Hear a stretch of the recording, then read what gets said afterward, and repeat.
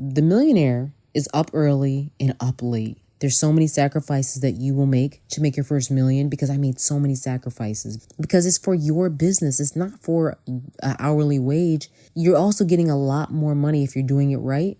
It's worth that sacrifice. Like I said, I'd be standing for 12 hours, but I'd be walking away with darn near $2,000 a day, if not more. Thank you for tuning in to the Beauty Boss Millionaire podcast with Felicia Fracassi. Her mission is to empower you with short, on-the-go business tips and advice to help you successfully start and run your company like a boss. And now, here's your host, Beauty Boss Millionaire, Felicia Fracassi.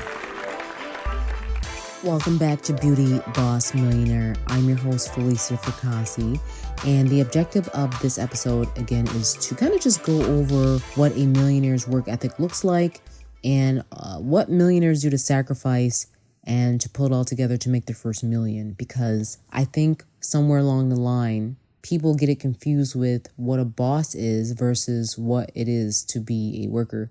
And basically, the millionaire is up early and up late. I really mean that. There's so many sacrifices that you will make to make your first million, because I made so many sacrifices being away, like I said earlier, being away from the family and not being around my children. Sometimes I'd have to, do what I had to do to make sure they were good. Now, like all those sacrifices I made in the first very beginning years, they don't even remember it. They're just so grateful that they have a nice life. They're reminded daily. I remind them daily of how their life could be if mommy wasn't up making moves. Even to this day, I just have to up and leave sometimes.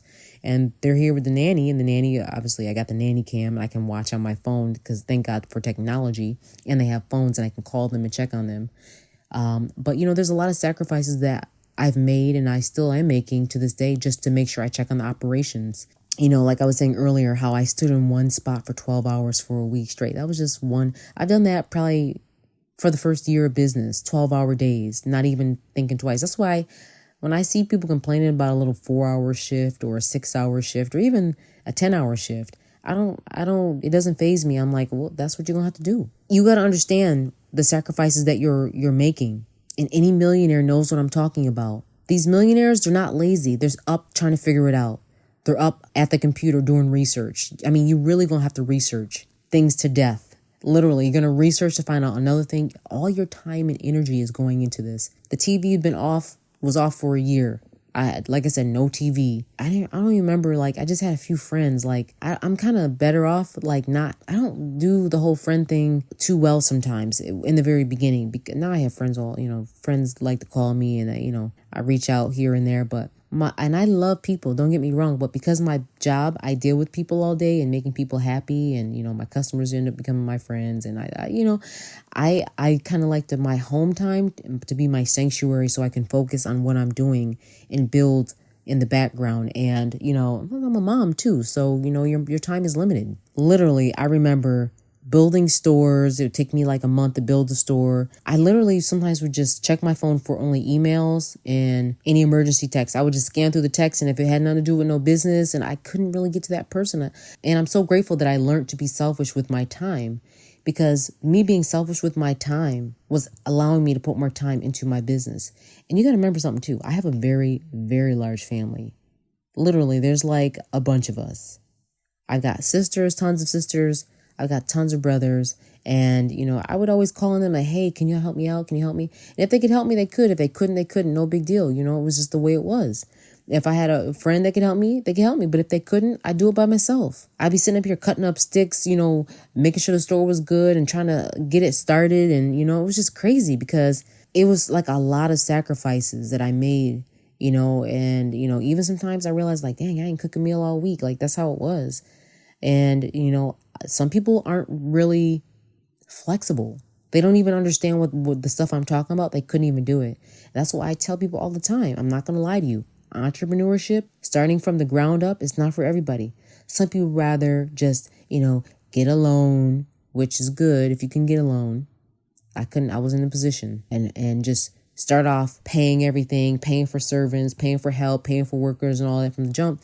But when that loan's up and that money runs out, how are you going to keep it going? This is the issue I have, because when you aren't given anything, you have to depend on your own 2 feet and your own mouth, meaning that your mouth to speak and sell and talk and jumping on the phone call, convincing people to come, and good customer service. I already had the customer service in the bag because I was working in customer service before. That was my last job, actually. Before I started my business, I was in customer service at Verizon Wireless. And so I knew what it was like to get hung up on 100 times. I knew what it was like to try to make someone happy. I knew what it was like to create a bond with someone to make them happy with the product. I used to get always, stars and awards because I was always really good with people. And I would understand. See, it's not that hard. You're just trying to make them happy. And if you can't explain why you can't make them happy, but tell them what you can do.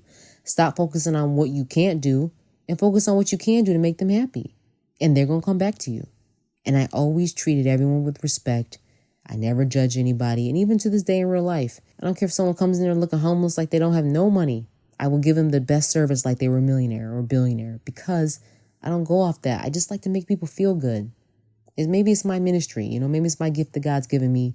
I like to make people happy. I like people to be happy when they leave my business. And you should too. Now, things that I did in the beginning, you got to be quick and spontaneous. I really want to go back to this whole flexible thing because this is the thing that most entrepreneurs won't do. This is what it takes to be a millionaire. When it was time for me to lay down and lay low, I laid low. When it was time for me to get up early, I got up early. When it was time for me to stay up, I stayed up. When it was time for me to make these sales and be the only one there, I was the only one there. When it was time for me to be alone and just think about ideas, that I was the only person pushing myself. It was really hard because you feel like you're alone even though you might have some support around you. You don't know if you're going to fail or not. So your anxiety and the level of stress is on 10. And sometimes you can take a break and a breather. On Sundays, I would go to church and pray to God and ask God that he would help me with my business. But then Monday, I was back to it. I was back to grinding. I was back to, sacrificing and trying to figure out how to pull it all together, making it work, advertising, calling up people, doing socialites in the city, people that are somewhat popular, got some pull, or even just regular people I would do for free, give out some of those samplers to people, put it out on social media, invest in, Instagram, pay the $5 a day for advertising, and hopefully somebody comes in from that. Make sure you know your demographic too. Spending all this time talking to one person, come to find out all the people that want the parties are between the ages of 18 to 30. Nobody after, I don't know about you, but where I'm at, sometimes people don't party like that after a certain age. They're more formal. They don't care. So you need to know your market. Start advertising in that market. Get referral codes. Hey, look, if you bring someone back to me, I'll give you this. And people will come bringing people back to you. And that's the beauty of being a millionaire. What I was able to do was able to sit up here and duplicate the process. When I realized and I got to a store that was, making the same, I could predict, and I know this sounds crazy. I can literally predict what I'm going to make in the next 3 months to a year. Even through this pandemic, it's a little bit different, but for the most part, the numbers, I'm able to kind of predict what's going to happen based off what I did today and yesterday. And what I do tomorrow, I'll kind of know from looking. Millionaires sleep, but they don't sleep like you sleep. Millionaires have an intensity in their eye. They have a passion. It's almost like they'll die trying to do this thing. And that's really kind of how I was.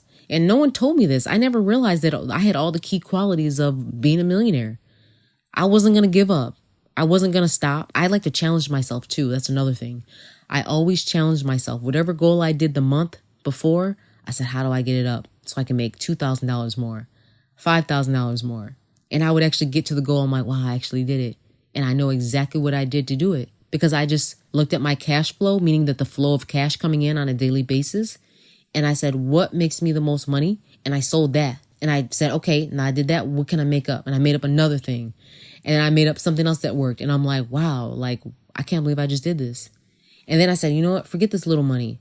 How do I make the big money? How do I get $250 or $350? Or even, like I said, one person walks in my store and they'll pay me $1,000 for a service. That's what I'm talking about. I went from literally $19.99 lashes. Now I'm making, people are putting stacks in my hand and walking out because my reputation preceded me. 1, 2, I give a good job. 3, people know the business because I've been around for so long and I stand on integrity. I try to fix any problem that goes wrong. You have to try to fix problems. You don't want to be making all this money and you got a horrible reputation. Lastly, I'm going to talk quickly about building permits, leases. You got to really negotiate with those leases. You got to be a good negotiator. I've talked about that previous in other episodes, but make sure if you're a millionaire, you know what I'm talking about. And you, the future millionaire that you are going to be, you are going to have to negotiate, look at leases, cut corners. If a corner needs to be cut and you can do it to save yourself money and save yourself time, go ahead and do it. You have to do what's best for your business and make sure that you're being profitable.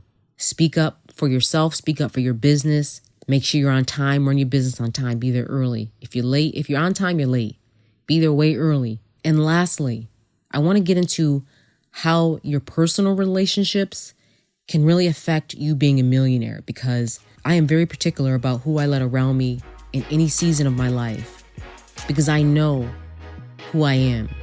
I know what I'm here to do, and I'm not going to stop until I get that job done. So if someone's around me that's detracting from my vision, you're going to have to know what to do. Stay tuned. More up next with the Beauty Boss Millionaire. That's it for today. Tune in tomorrow for the Beauty Boss Millionaire podcast. And don't forget to follow the Beauty Boss Millionaire, Felicia Fracassi, on Instagram, Facebook, and TikTok at Beauty Boss Millionaire.